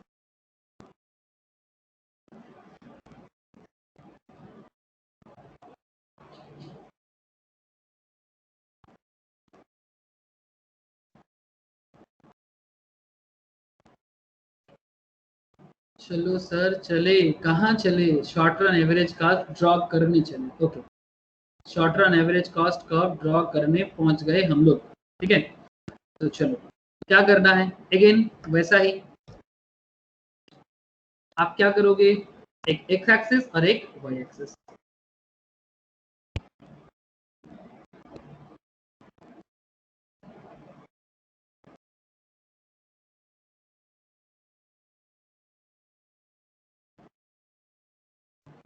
दो साइड साइड में एक साथ बनाते हुए चलेंगे ताकि देखने में भी सुविधा हो, समझने में भी सुविधा हो। X axis Y axis, X axis Y axis. इसमें क्या करना है, इधर देना है आउटपुट, मतलब जो भी चीजें निकल के बनेगा सर, जो भी प्रोडक्शंस बनेगा वही आउटपुट। और इधर क्या दिखाना है sir, average average cost. Similarly इधर भी वही होगा, एवरेज कॉस्ट इधर सिमिलरली हो जाएगा output. Please draw with me, धीरे धीरे समझ में आएगा। तो पहले इसको करते हैं, ओके पहले इसको करते हैं, शॉर्ट रन को एसएससी। तो क्या करोगे ना, पहले ना कुछ शॉर्ट रन ग्राफ को ड्रॉ कर लो, पहले कुछ शॉर्ट रन ग्राफ को ड्रॉ कर लो, उसके बाद लाइन को बताते हैं। ऐसा करो, कुछ यू शेप ग्राफ कार्व को बना लो एक, फिर इसके ऊपर इसी के साथ कनेक्ट करके एक दूसरा पॉइंट बना लेना, थोड़ा बड़ा करना, 2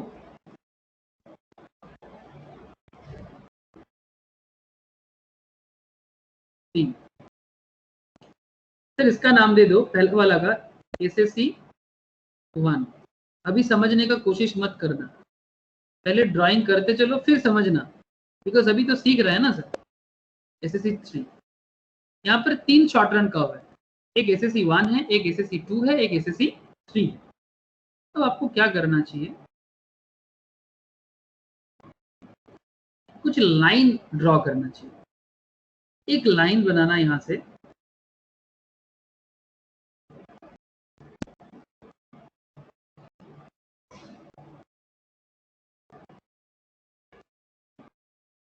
थोड़ा सा इसको ना ज्यादा करना चाहिए, नहीं तो मैं यहाँ का पॉइंट नहीं निकाल पाऊंगा। ठीक है, अब आपको क्या करना चाहिए, इसके बीचों बीच से एक लाइन का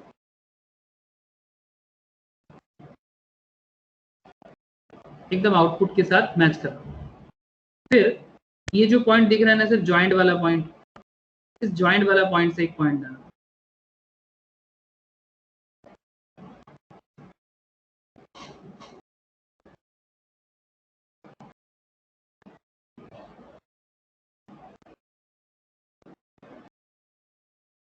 येलो लाइन ना प्रॉपर नहीं हुआ है, प्रॉपर कर लो इसको।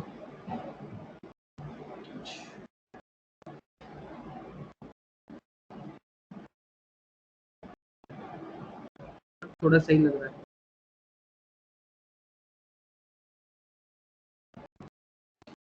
ठीक है। अब आपका क्या करना है, इसके साथ करो ये वाला, एक लाइन यहां से लाना सीधा, एक लाइन आप इधर से लाना,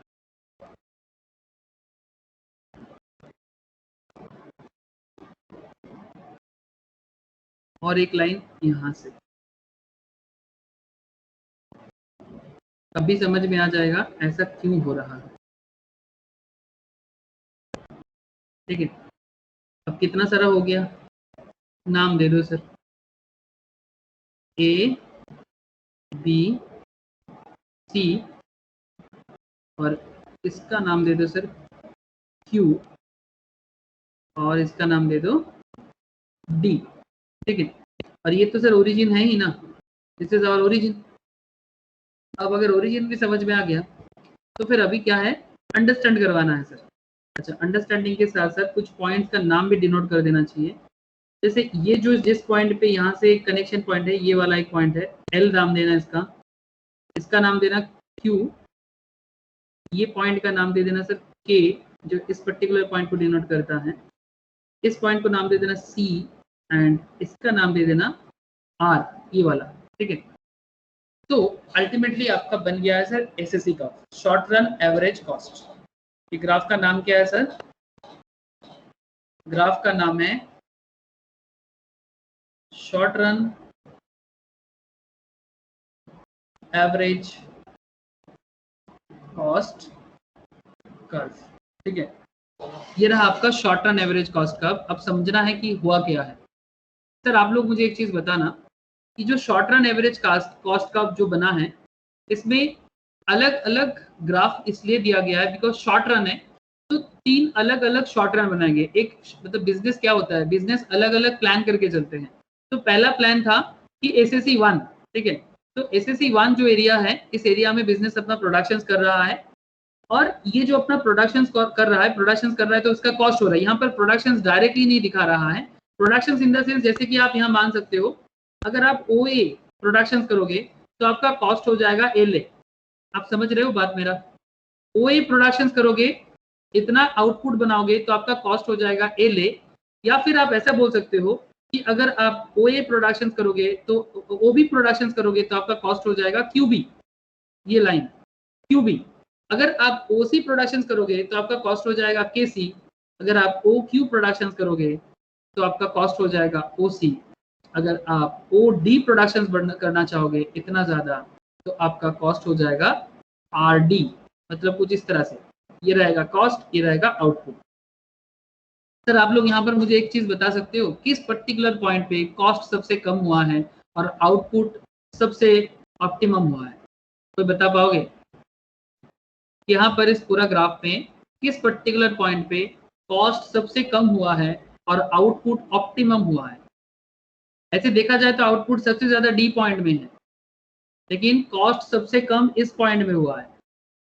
आउटपुट यहाँ पर क्यू तक का है, लेकिन अगर डी आउटपुट करेंगे तो बिजनेस का क्या हो रहा है सर? खर्चा काफी बढ़ रहा है, आर पॉइंट में लेके जा रहा है।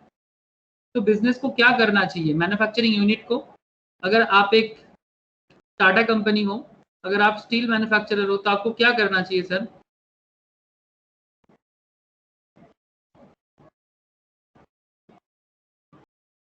अगर आप स्टील मैन्युफैक्चरर हो, टाटा स्टील हो, तो आपको क्या करना चाहिए? जिस पर्टिकुलर पॉइंट में आपका कॉस्ट सबसे कम रहेगा, जितना आउटपुट में आप स्टील का आउटपुट कर रहे हो, तो आप वही करोगे ना जिस पर्टिकुलर पॉइंट पे आपका कॉस्ट, जैसे कि ओ क्यू जो हमारा यहाँ पर पॉइंट हुआ है, इसमें आपका कॉस्ट सबसे कम है, इसमें आपका कॉस्ट सबसे कम है, तो आप वही वाला चूज करोगे ना। Hello sir, please tell me, समझ में आया कि नहीं आया? ओ क्यू आउटपुट में आपका कॉस्ट सबसे कम है, देखो सी क्यू। क्या ये बात समझ में आ रहा है? सर आप लोग चुप क्यों हो? कुछ प्रॉब्लम हो तो बताना।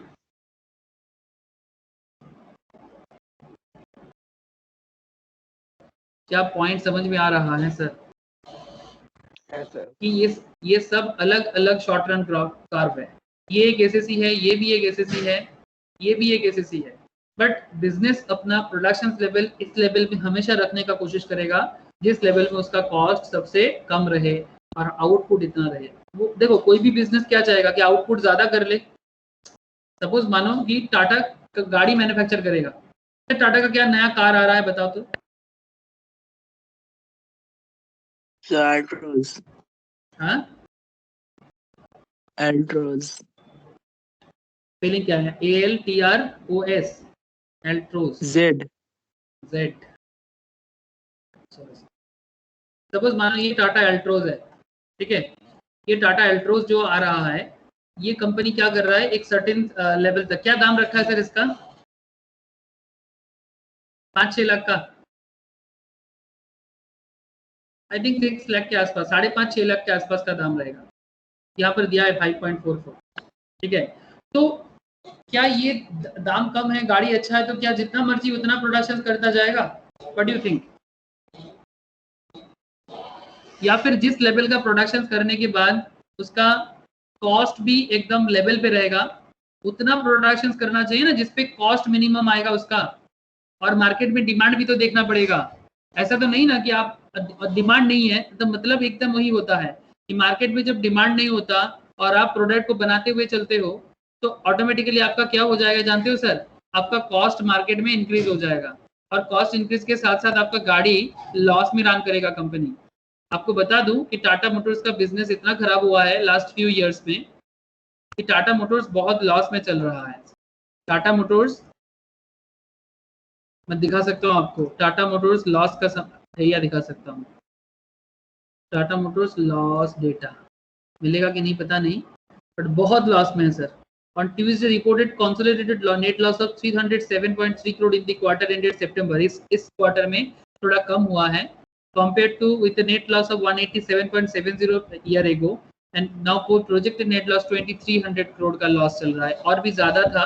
ठीक है, थोड़ा धीरे धीरे मार्जिन हो रहा है, मार्केट वापस आ रहा है टाटा का, इसलिए आज मार्केट में इनका शेयर भी अच्छा गया है, बट बहुत सारे 4000 करोड़ के आसपास का लॉस में जा रहा है। तो एक चीज मैं आपको बस पूछना यही चाहूंगा कि एक कंपनी लॉस में क्यों जाता है, जब वो जो प्लानिंग करता है, चाहे वो एक एल्ट्रोस कार मैन्युफैक्चर करे, ठीक है, चाहे वो स्टील मैन्युफैक्चर करे, जो भी वो करे, वो हमेशा ये उसको देखना चाहिए कि भाई मेरा प्रोडक्शन कितना होने वाला है और उसके बेसिस में मेरा कॉस्ट का क्या सिचुएशन है। तो जितना लो कॉस्ट में वो अच्छा चीज दे पाएगा, लो कॉस्ट में प्रोडक्शन जितना हाईएस्ट कर पाएगा उतना तक ही उसको प्रोडक्शन करना चाहिए। अगर ज्यादा प्रोडक्शन करके कॉस्ट बढ़ जाता है तो उसको मैनेज करना ही तो फाइनेंशियल मैनेजर, कॉस्ट मैनेजर का काम होता है सर। इसीलिए तो चार्टर्ड अकाउंटेंट, कॉस्ट अकाउंटेंट, इनका इतना वैल्यू होता है सर। सीएमए इसमें बहुत इंपॉर्टेंस रखता है, चार्टर्ड इसका बहुत इंपॉर्टेंस रखता है, ठीक है, एमबीए इन फाइनेंस करो, लेकिन अल्टीमेटली मोस्ट नॉलेजेबल तो ये लोग होते हैं सर कि इनको पता होता है कि भाई गाड़ी कितना चल रहा है, कितना मार्केट का डिमांड है, मार्केट डिमांड कितना है, कितना दाम है इसका, बनाने में कितना खर्चा आ जाता है और क्या कितना प्रोडक्शन करने में, कितना क्वांटिटी का प्रोडक्शन करने में इसका बिजनेस सही रहेगा, इसका बिजनेस सही रहेगा, ये फाइंड आउट करना बहुत इंपॉर्टेंट है। सर बताना सर, समझ में आ रहा है कि नहीं आ रहा है? बिजनेस को लॉस में नहीं लेके जाना है सर। टाटा जैसे कंपनीज को भी गलती हो जाते हैं सर, लेकिन आप उल्टा तरफ में मारुति सुजुकी को देखोगे, चलो सर मैं आपको दिखाता हूँ, मारुति सुजुकी बहुत अच्छा प्रॉफिट में चल रहा है सर। अगर मैं आपको शेयर प्राइस दिखाऊं, मारुति का एक शेयर का शेयर प्राइस 6855, 6855 का एक शेयर का दाम है इसका। लास्ट 5 साल में अगर बिजनेस का ग्रोथ देखो तो इस तरह का कुछ ग्रोथ है सर। 4000 के आसपास शेयर था मैक्सिमम का, अगर देखा जाए तो आज से अगर 173 रुपए 2003 में इसका एक शेयर का दाम था, 2003 में 173, आज एक शेयर का दाम चल रहा है 6855। कैन इमेजिन सर, अगर कोई उस शेयर्स को 173 में 2003 में खरीदा हुआ है तो आज इसके पास क्या वैल्यू है।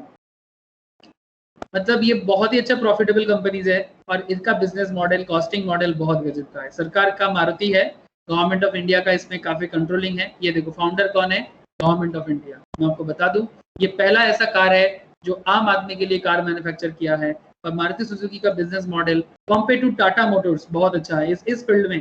ठीक है, टाटा तो बहुत अच्छा काम करते हैं सर, लेकिन रिसेंट जो कंपेरिजन के हिसाब से मैं आपको बोल सकता हूँ कि इसका बिजनेस बहुत ही अच्छा जा रहा है। इसका मतलब क्या है कि ये अपना जो प्रोडक्शन एंड कॉस्ट को बहुत ही अच्छा मैनेज कर रहा है। सर मारुति का कोई नया कार आ रहा है सर, मारुति और सुजुकी का, सुजुकी जापान का है, उनके साथ टाई अप करके कर रहा है। कोई बता सकते हो मारुति सुजुकी का कोई न्यू कार?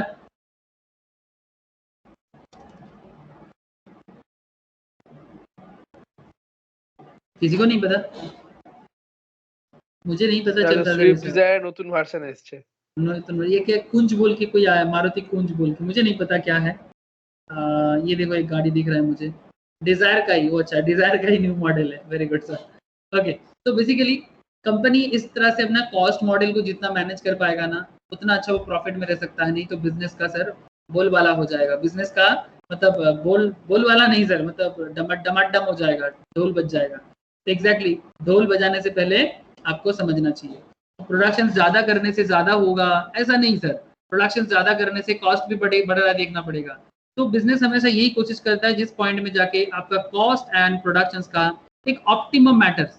इस पर्टिकुलर पॉइंट पे अगर आप देखो प्रोडक्शन ओए में आपका कॉस्ट एल ए हो रहा है, ज्यादा हो रहा है, प्रोडक्शन ओबी में आपका कॉस्ट ज्यादा हो रहा है, प्रोडक्शन ओसी में आपका कॉस्ट ज्यादा हो रहा है, यहाँ से आ रहा है, ठीक है, KC का, लेकिन प्रोडक्शन OQ में आपका आउटपुट और हो रहा है, ठीक है, कंपैरेटिवली कॉस्ट आपका और लो है सर, और लोअर है, ठीक है, that's why OQ should be your average output in CQ production cost. अगर आपको SAC समझ में आया तो मैं आपको लेके चलूंगा LAC में, ठीक है सर। चलो सर, मैं हम लोग एक LAC में लेके चलता हूँ, LAC। लेकिन LAC करने से पहले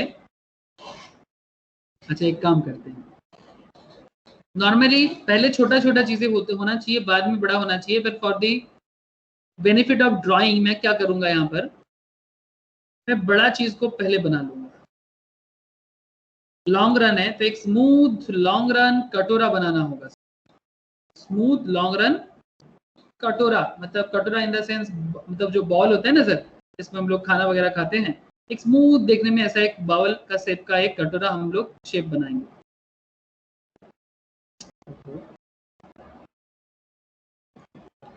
तो आप अगर यहाँ पर देखें कि ये लॉन्ग रन बन रहा है सर, तो लॉन्ग रन में छोटा छोटा जो शॉर्ट रन है वो उसको भी बहुत इंपॉर्टेंस है उसका। तो यहाँ पर मैं क्या करूंगा, छोटा छोटा कुछ काफ बनाऊंगा सर, करीब 7 या 8 काफ बनाना है सर। चलो आप ज्यादा भी बना सकते हो, बस एक सिंक रख के।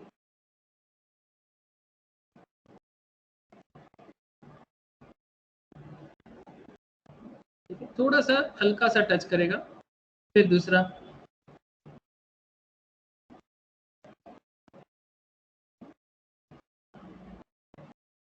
तीसरा, फिर एक ऐसा शॉर्ट रन आएगा जो एकदम बीचों बीच से टच करके ऐसा करके निकलेगा, फिर इसके ऊपर डिपेंड करके और एक तो ऐसा, फिर इसके ऊपर डिपेंड करके फिर ऐसा, इसके ऊपर डिपेंड करके ये रहा आपका। अगर मैं इसका नामकरण करूं, SAC 1, SAC 2, SAC 3, SAC 4, 5, 6, 7। Sir समझ में आया ना कैसे ये ड्राइंग हुआ, समझ में आया सर? पहले इतना बता दो मुझे सर, आप लोग हो ना? स्निग्धा, निकिता, काजल, समन्विता, सबको पूछ रहा हूँ, आप लोग हो ना?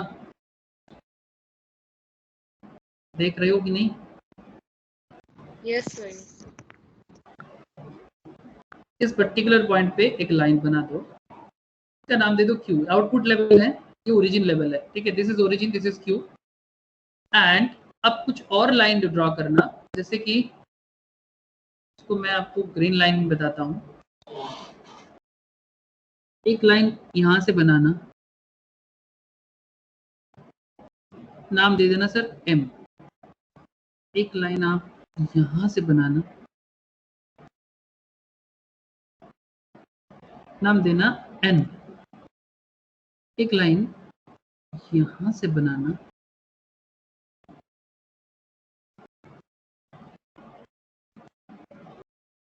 V। और एक लाइन यहाँ से बनाना,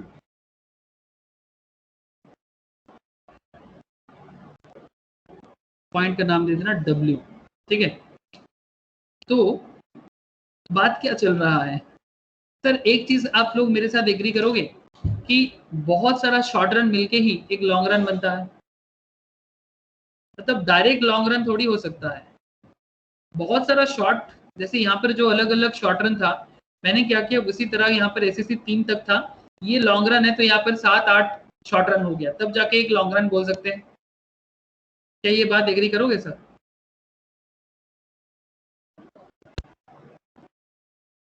बहुत सारा छोटा छोटा शॉर्ट रन को जब हम लोग मर्ज करेंगे तो हम लोग क्या बोलेंगे उसको, long run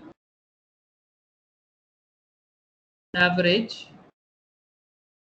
cost curve. Okay, long run average cost curve. तो जब बहुत सारा शॉर्ट बिजनेस का जो रनिंग चलेगा, शॉर्ट रन कॉस्ट कर्व चलेगा, उसको जब हम लोग एक कर्व के अंदर जब एक स्मूथ लाइन बना रहे हैं सर, एकदम SAC 1 से लेके SAC 7 तक, तब ये देखने में एक एनवेलप जैसा नहीं हो रहा है, मतलब जो जो ऐसे होता है ना एक बहुत बड़ा एनवेलप जिसके अंदर बहुत सारा छोटा छोटा चिट्ठी आ गया सर, तो दैट्स वाई इसका दूसरा नाम है envelope cost.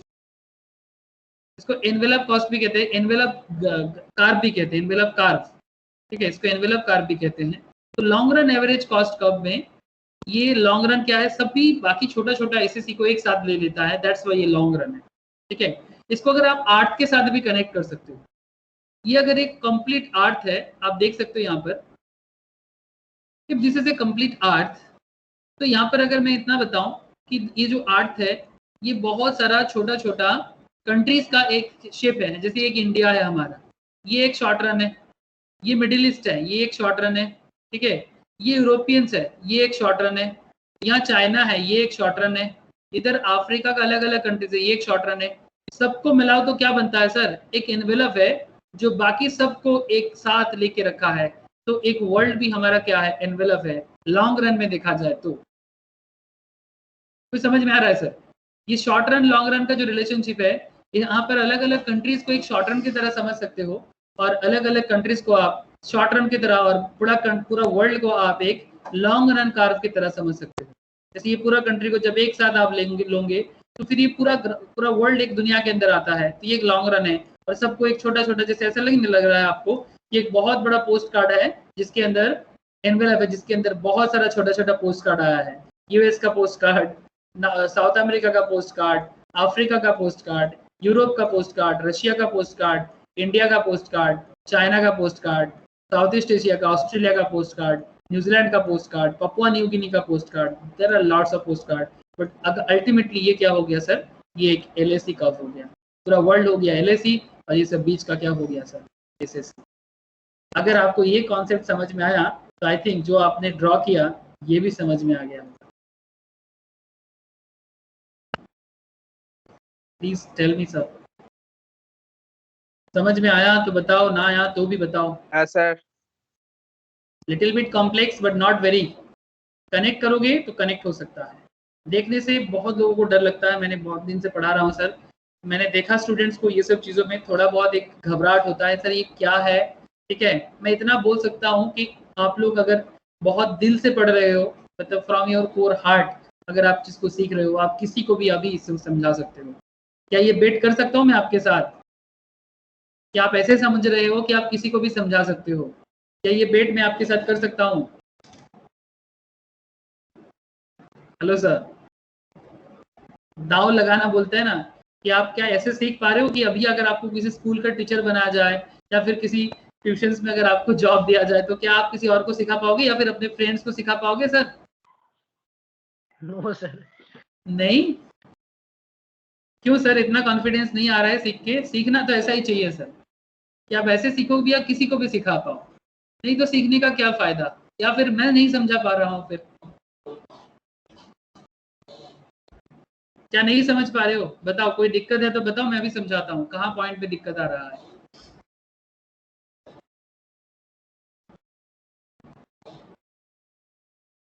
Any doubt please tell me. हाँ सर बुझेছি। नो सर, समझ में आ गया। अगर आप एनवेलप कर्व, इसको एनवेलप कर्व कहते हैं, इस पॉइंट का एक लास्ट पॉइंट मैं आपको बता दूं कि ये ऑलवेज क्या कोशिश करता है लॉन्ग रन में एक बिजनेस का लॉन्ग रन कितना दिन का होगा किसी को नहीं पता sir, depending on the business to business.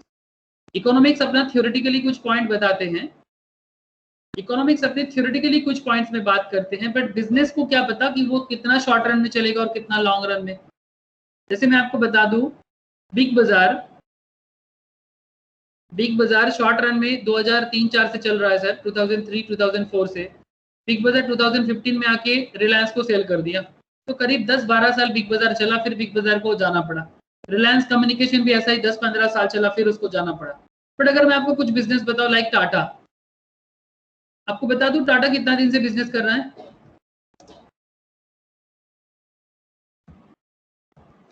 Tata company का एस्टेब्लिशमेंट देखना चाहोगे सर? टाटा कंपनी का एस्टेब्लिशमेंट कम से कम आपका 18 समथिंग से चल रहा है। ऐसे तो मुंबई में इसका रजिस्टर्ड बना है सर 1945 से, बट ये उससे भी पहले से बिजनेस कर रहा है सर, करीब 1895 से। बिकॉज ये आपको मैं स्वामी विवेकानंद के साथ जमशेद टाटा का कहानी कभी बताया होगा, जिसने भी वो क्लास किया उनको पता है कि it's a very old concept. इसका अगर मैं हिस्ट्री आपको लेके चल सकता हूँ 2 मिनट के लिए, यहाँ आपको थोड़ा सा पता चल सकता है। ऐसे तो 1945 में लोकोमोटिव मैन्युफैक्चर इसका फाउंडिंग हुआ है, बट इसका कहानी बहुत पुराना है 1895 से। तो मोर देन मतलब नियर अबाउट 100 इयर्स का बिजनेस चल रहा है टाटा का, ठीक है। तो ये टाटा मोटर्स का आ गया, टाटा मोटर्स ही हो गया 45 से। सर मैं तो टाटा स्टील कंपनी था ना वो। हाँ टेल्को था, टिस्को था, ठीक है। पहले सिर्फ टाटा का बात कर, हाँ टिस्को था, टिस्को का नाम चेंज होके अभी टाटा स्टील हो गया है।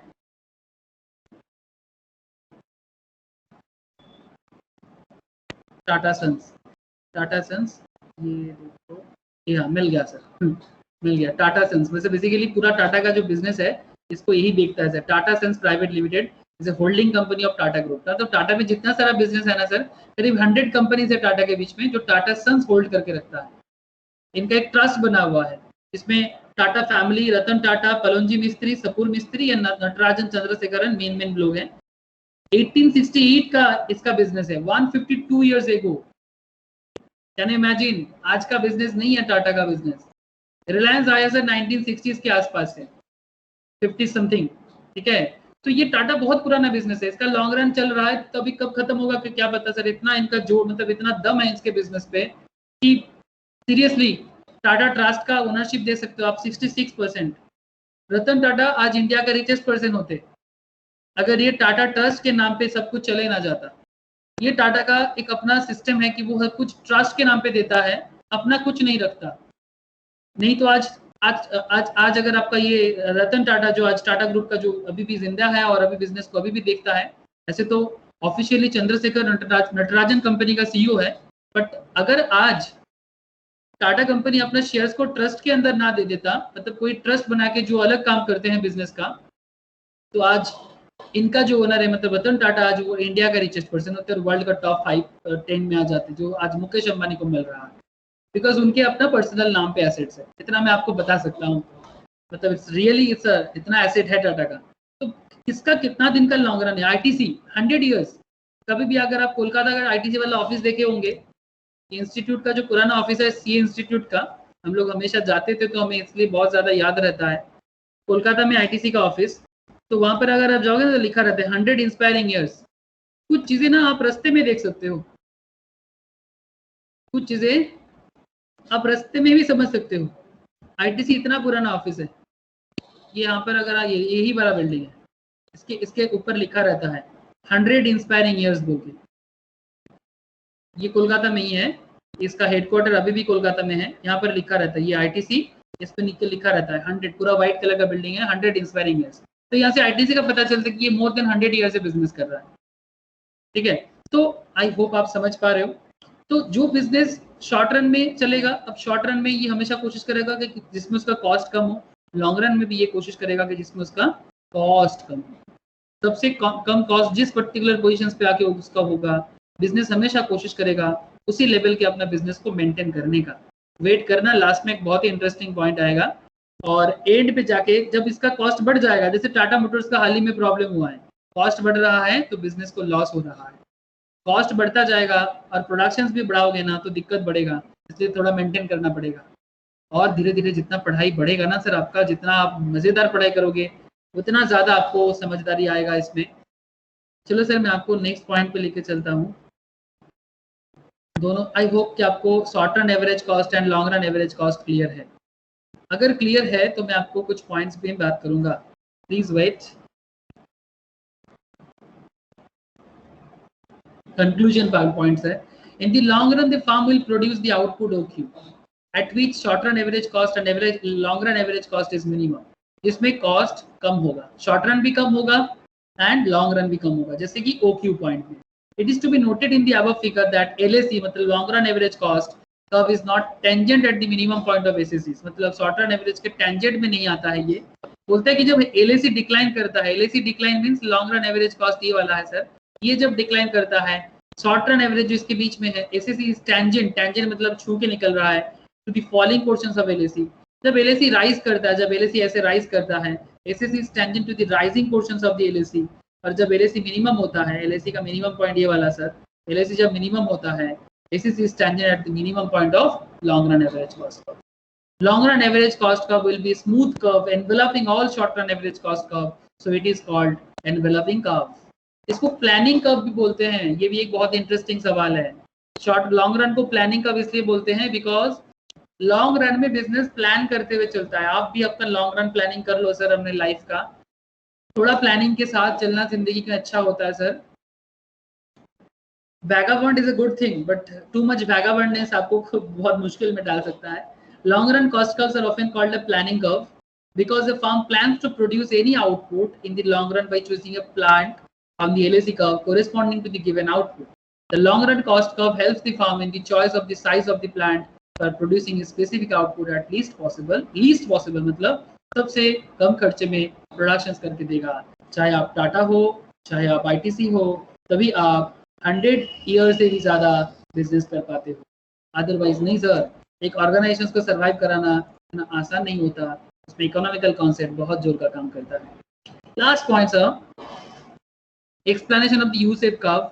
तो एक इंटरेस्टिंग पॉइंट है सर कि यू शेप जो होता है ये क्यों हो जाता है, अल्टीमेटली एलएसी का यू शेप क्यों होता है। जो सिंपल रीजन है, जब एलएसी डिक्रीज करता है, LAC decrease in the sense this point, LAC decrease कर रहा है ना इस पॉइंट पे, ये देखो एलएसी डिक्रीज इस point, LAC minimum this point, LAC rise this point। अगर ये समझ में आया तो जस्ट लुक, जब LAC डिक्रीज करता है इसका मतलब एवरेज कॉस्ट डिक्रीज करना अच्छा है या फिर इंक्रीज करना अच्छा है। व्हाट डू थिंक, प्लीज बताना, कॉस्ट डिक्रीज करना अच्छा है या इंक्रीज करना अच्छा है? डिक्रीज करना। डिक्रीज करना। तो बिजनेस में जितना कॉस्ट कम होगा इसका मतलब बिजनेस इकोनॉमीज को मेंटेन कर रहा है, इसको कहेंगे इकोनॉमीज अराइज हियर, मतलब इसमें बिजनेस अच्छा मौका दे रहा है सर। दिस इज कॉल्ड मौका, ठीक है। बिजनेस पे मौका है, बिजनेस पे प्रॉफिट है, दैट इज कॉल्ड। क्रिकेट में जैसे होता है ना सर, कम बॉल में ज्यादा रन बनाना अच्छा होता है ना। आईपीएल में सर, आईपीएल में मैन ऑफ द सीरीज कौन बना इस बार, मुझे नहीं पता, बताओ थोड़ा। सर नहीं देखा आईपीएल आप लोग। सर ट्रॉफी कौन लिया? सर जोफ्रा आर्चर था। आर्चर लिया, अच्छा। विकेट बहुत लिया क्या? इसका मतलब आर्चर का कॉस्ट बहुत कम है। जोफ्रा आर्चर का कॉस्ट इसका मतलब बहुत कम हुआ होगा, मतलब बहुत ही कम रन दिया है और विकेट भी बहुत चटकाया है। इसका मतलब जोफ्रा आर्चर को इकोनॉमिक्स मिला यहाँ पर। दैट्स व्हाई क्रिकेट और इकोनॉमी बड़ा सिमिलर है। बैटिंग में जितना कम रन, कितना जितना मतलब लो, मतलब less ball high run. Bowling में बात करें तो लेस रन, ज्यादा कम रन कम देना है, विकेट ज्यादा चटकाना है। क्रिकेट इतना बड़ा गेम है जिसको आप इकोनॉमी के साथ बड़ा इजीली कनेक्ट कर सकते हो। मैं किसी क्लास में आपको इकोनॉमी के साथ कनेक्ट करके बताऊंगा, एक एक पॉइंट इकोनॉमी के साथ मैच करता है। जो क्रिकेट समझता है उसके लिए एक एडवांटेज होता है। ओके, जब LAC decrease economy arise here, जब एलएसी मिनिमम पहुंचता है, अच्छा एलएसी डिक्रीज मतलब इंक्रीजिंग रिटर्न टू स्केल, मतलब बिजनेस अच्छा इंक्रीज दे रहा है। Constant return to scale productions का बात चल रहा है, याद है ना सर, ऐसा ऐसा ऐसा, increasing return, constant return, decreasing return. LAC minimum मतलब कांस्टेंट रिटर्न, इसका मतलब इकोनॉमी डिस इकोनॉमी इसके साथ सेट ऑफ कर रहा है। And decreasing return to scale, LAC increase कर रहा है, इसका मतलब इकोनॉमी खराब हालत में जा रहा है, डिस इकोनॉमी अराइज हियर, मतलब यहाँ पर इकोनॉमी अच्छा परफॉर्म नहीं कर रहा है। एक चीज बता दो sir, the traditional shape of LAC is U shape. Normally traditionally LAC curve, long run average cost curve U shape होता है, बट कुछ केसेस ऐसा भी है जहां पर एलएसी कर्व एल शेप होता है। अगर आप यहाँ पर देखो ये ग्राफ, कुछ कॉन्सेप्ट ऐसा भी होता है जहां बिजनेस का ग्राफ ऐसा होता है, L shape. Long run average cost L shape हो जाएगा, क्यों? रीजन बताता हूँ आपको। देखो सर, ये नॉर्मली ये ट्रेडिशनल कॉन्सेप्ट है, ट्रेडिशनल कॉन्सेप्ट में ये ऐसा यू ही होगा, बट मॉडर्न कॉन्सेप्ट में और एक कॉन्सेप्ट आता है कि ये तब ऐसा होगा जब ये एल शेप हो जाएगा। इसका मतलब क्या होगा, ये कॉस्ट कम कर रहा है, ये इसका कॉस्ट को कम कर रहा है, फिर इसके बाद ये जब मिनिमम में पहुंचता है ना, मेंटेन कर लेता है, maintain its low cost for a long time, like big companies. इसमें आप टाटा का नाम जोड़ो सर, बिरला का नाम जोड़ो सर, विप्रो का नाम जोड़ो, बहुत दिनों से कर रहा है सर, रिलायंस का भी नाम जोड़ सकते हो, टाटा, बिरला, विप्रो, रिलायंस, आईटीसी, जो काफी दिनों से अपना लो कॉस्ट मेंटेन कर रहा है। मतलब ये जो अपवर्ड राइजिंग का कॉन्सेप्ट आता ही नहीं है सर, अपवर्ड राइजिंग का कॉन्सेप्ट आता ही नहीं है, बिकॉज जैसे ही इनको लो कॉस्ट का एरिया एक बार मिल गया, ये छोड़ता ही नहीं है, एक बार मिल गया तो छोड़ता ही नहीं है। इसलिए मॉडर्न डे पे लॉन्ग रन एवरेज कॉस्ट का फॉर सम कंपनीज जो लो कॉस्ट को मेंटेन करके रखता है, वो एक बार मिल गया तो एकदम बना के रखा। This point A B output, X axes, Y axes, cost. Sir ये रहा आपका एल शेप वाला एलएसी। तो एलएसी का एल शेप होता है, ये भी आपको समझ में आ गया ना सर? एलएसी का एल शेप होता है, समझ में आया? इफ एनी डाउट प्लीज पूछ लो। Long run average cost curve normally तो सर एनवेलप कर्व की तरह होना चाहिए, नॉर्मली ऐसा होना चाहिए ना, नॉर्मल शेप ऐसा होना चाहिए, ट्रेडिशनल ऐसा होना चाहिए, बट एल शेप कब होता है?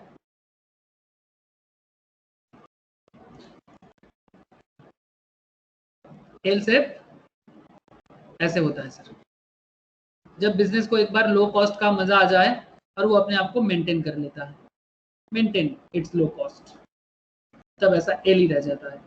जैसे कि बिग कंपनीज का नाम मैंने आपको बताया, एल शेप एलएसी। सर एक काम रहता है सर, आपको एक होमवर्क देता हूँ। होमवर्क क्या रहेगा, इस चैप्टर के एंड पे आपको बहुत सारा क्वेश्चंस मिलेगा, 100 क्वेश्चंस है for each and every chapter के पीछे। कभी अगर देखे होंगे मैट के पीछे, यहाँ पर एमसीक्यू टाइप में भी दिया हुआ है, एमसीक्यू को सॉल्व कर सकते हो, बट मजा है यही है कि इसमें अंदर आपको, आप यहाँ पर देख सकते हो बड़ा इजीली, सब बड़े बड़े क्वेश्चंस का आंसर भी आपको मिल जाएगा। सब एमसीक्यू पैटर्न में भी है, सब्जेक्टिव पैटर्न में भी आप इसको समझ सकते हो। यहाँ पर क्वेश्चंस है, सम्स भी दिया हुआ है, ठीक है, सम्स बहुत सारा है। मैंने सारा का सारा कॉन्सेप्ट करा दिया। अगर आप बहुत ही अच्छे से क्लास को करे हो और अगर आपको दिक्कत होगा तो आप मुझसे बाद में रिकॉर्डिंग ले सकते हो, जिनको दिक्कत होगा रिकॉर्डिंग मांग सकते हो कि सर मुझे फिर से करना है। मजा का बात यह है कि क्वेश्चंस के एंड पे आपका आंसर का एनालिसिस भी दिया हुआ है, 100 क्वेश्चंस है, फिर उसके नीचे ईच एंड एवरी क्वेश्चन का आंसर भी दिया हुआ है, कैसे कैलकुलेशंस हुआ है वो भी बताया गया है। तो प्लीज एक बार कॉस्ट एंड प्रोडक्शंस को गो थ्रू कर लीजिएगा sir, this is my request to all of you. Cost and productions complete हो चुका है, एक बार प्लीज गो थ्रू कर लीजिएगा। ओके सर,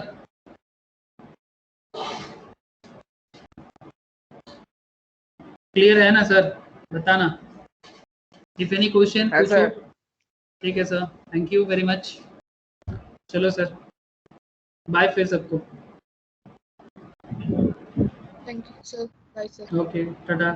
होमवर्क रहेगा, पूछ लो मुझे बॉल सर, शॉर्ट